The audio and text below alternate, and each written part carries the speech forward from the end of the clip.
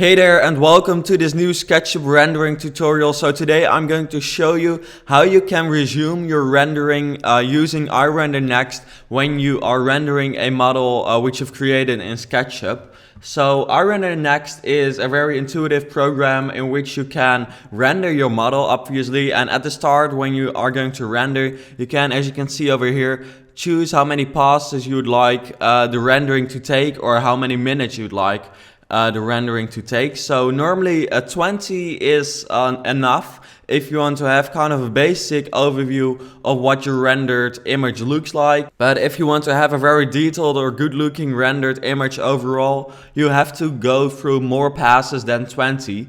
But in order to get the composition or just the overall look of the model right, 10 passes or 20 passes is often enough. And in this tutorial I'm going to show you how you can continue rendering after you've gone through those 20 passes. So here we are with a high resolution for 10 passes, and I'm now simply going to click start rendering, which means that our render nXt is going to do all the work right now and I don't have to do that much anymore.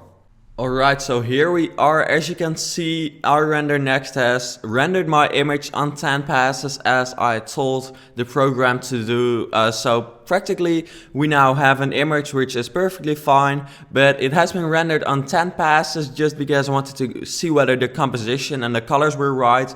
But I would like to render it on a little bit more passes just to make sure that it looks good in the end and a little bit better, because the more passes the better your rendered image will look, or that's kind of what it works like overall. So we can now just click this red cross and go to the top over here and click the blue button, because then this pops up and we cannot enlarge it apparently. But if you click double up, it will double the number of passes which you had so far we've had 10, so doubling up makes that we'll have 20, and if I double it up again we'll have 40. So now it will render in such a way that in the end 40 passes have been done, and in the end your rendered image will therefore look better. Of course, the more passes you have, the more time it will take as well. You can also choose to have a time limit instead of a pass limit, but personally the time doesn't really matter to me,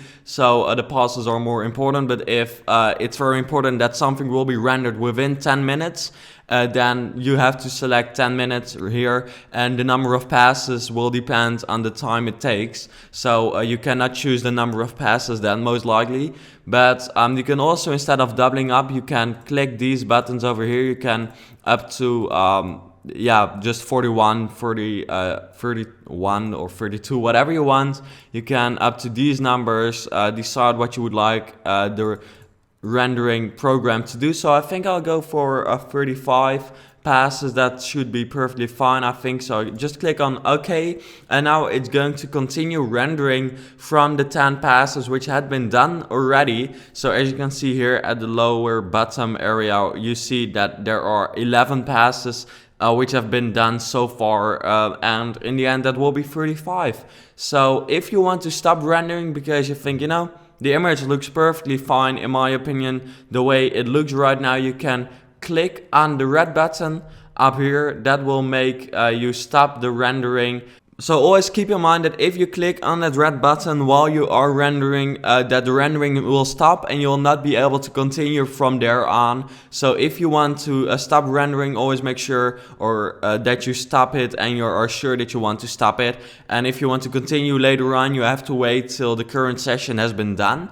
But that's basically all I would like to tell you during this short episode in which I talk about IRender Next and all its features. So I hope you found this tutorial useful. As I said, it's very short, but that's simply because IRender Next has made it very easy to continue rendering from where you've left off. So I think it's a really good feature which is definitely going to save very many people quite some time, because they don't have to try very many different types, but they can just simply start with 10 passes and from there continue on instead of having to start over again. So if you would like to check out any of my other IRender Next tutorials, make sure that you check out the playlist which I've put on my channel, and there you will be able to check out all the tutorials which I've made. So I hope you enjoyed watching this, and I hope to see you back in another tutorial. Bye.